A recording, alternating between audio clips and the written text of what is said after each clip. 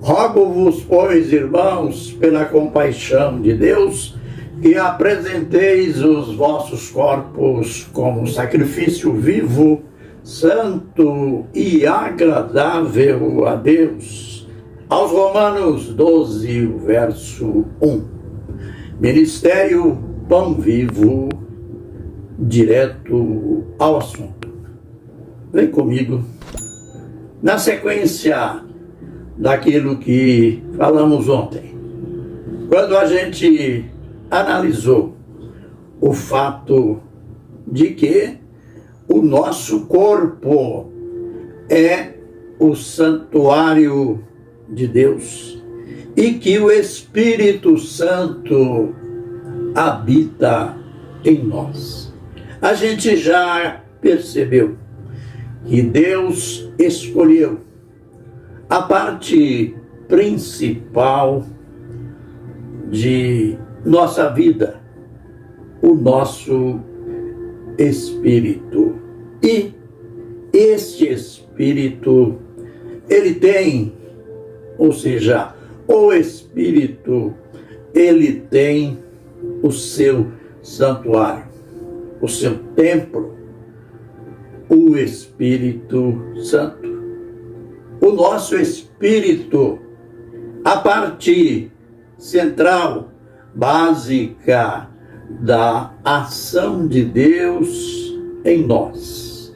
A obra de Deus na nossa salvação, na nossa redenção, no perdão dos nossos pecados, ela não é baseada no corpo, é lá em nosso espírito que Deus vai agir.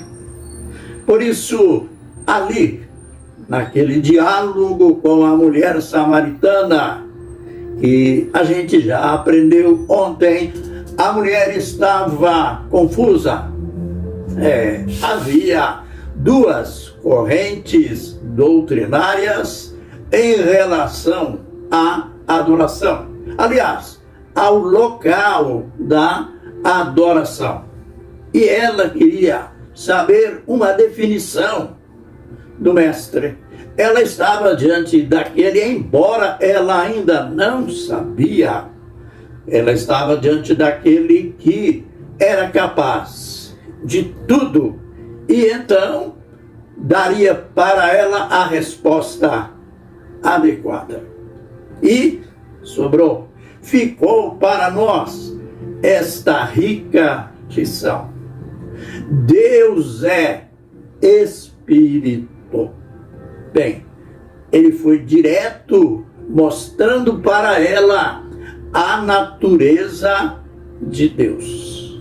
Quando ele disse que Deus é Espírito, ele já começa a mostrar que Deus, sendo Espírito, e Espírito é invisível e Deus é invisível, ele já começou dizendo que por este fato a adoração a ele não estava e não está circunscrita a um lugar, a um monte ou a uma cidade.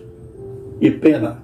Ainda hoje prevalece este espírito quanto a local de adoração.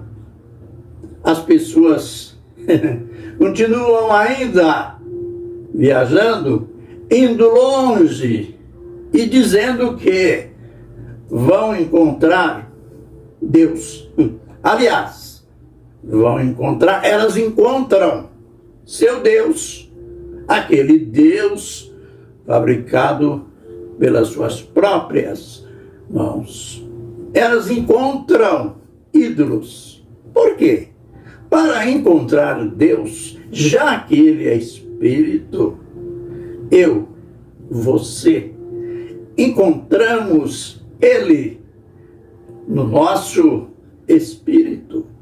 Encontramos Ele dentro de nós, no nosso relacionamento. Encontramos Ele no nosso quarto, em qualquer recinto, na estrada, nos ares, para quem viaja de avião. Então, aí a gente lembra daquilo que o rei Davi disse: para onde fugirei da tua presença? E agora vamos completar a resposta dele.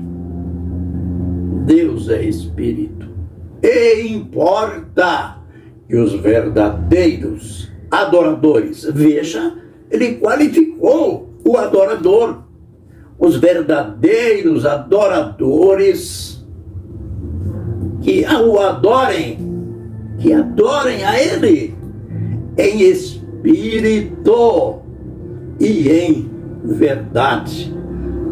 Aleluia.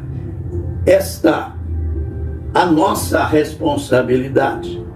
Não apenas ficarmos comentando, dizendo, falando de privilégios, mas do nosso dever básico, adorá-lo em verdade. A adoração verdadeira é no nosso espírito. Por isso que o apóstolo Paulo disse: rogo-vos, pois, pela compaixão de Deus, que apresenteis o nosso corpo. Note a função do nosso corpo. Temos que apresentá-lo a Deus, não apresentá-lo ao pecado, à vaidade, ao egoísmo. Apresenteis os vossos corpos como sacrifício vivo, santo e agradável a Deus. Aleluia! A gente lembra que Jesus quando estava no o momento mais difícil da sua vida como homem, ele foi orar lá no Getsemane, e o grupo apostólico já estava dividido, já tinha um dissidente, e ele, Jesus, falou com o segundo grupo, com 8, fiquem aqui, isto é, vocês não vão entrar no jardim, fiquem aqui, aliás, sentai-vos aqui, enquanto eu vou ali orar. Ele levou com ele o segundo grupo, aliás, eram os qualificados para aquele momento. Ele levou Pedro, João e Tiago e disse para eles: ficai aqui e vigiai comigo enquanto eu vou ali orar. Diz o texto que ele entrou mais na frente, ali mais um pouquinho, a distância de um tiro de pedra, isto é, 30 metros.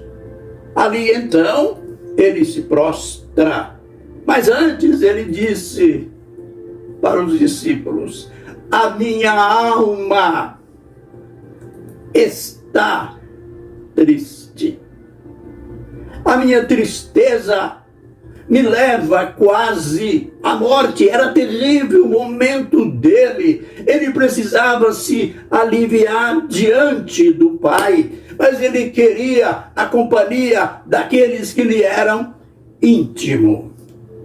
Ele fez a sua oração, que a gente vai analisá-la em profundidade numa outra oportunidade.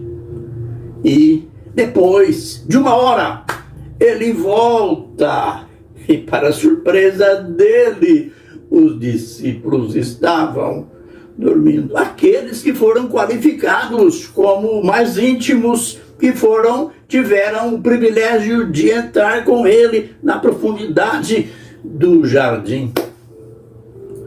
Ah, vocês não podem vigiar nenhuma hora comigo. Aí então, ele não deu exortação nenhuma, ele mostrou o porquê que eles não podiam vigiar. Olha, o Espírito, olha que sabedoria, que revelação. O Espírito está sempre pronto, mas a carne é fraca.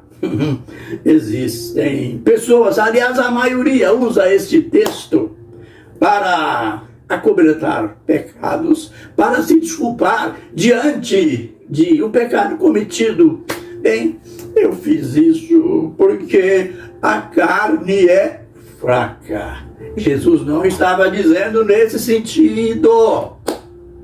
Jesus estava dizendo: eu vejo que vocês, no corpo, vosso corpo está carregado de sono. Vocês não conseguem se concentrar naquilo que eu quero. Mas ele destacou: o Espírito está sempre pronto. Olha aí, a razão de Deus ter escolhido o nosso espírito como centro das suas atuações, porque o nosso espírito não dorme, o nosso espírito está sempre pronto. Olha, no vídeo posterior a gente vai completar este argumento forte de Jesus.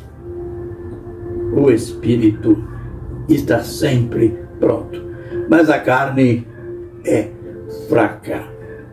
Vamos nos aprofundar mais no próximo vídeo. Fiquem na bênção e na graça do Senhor. Amém e amém.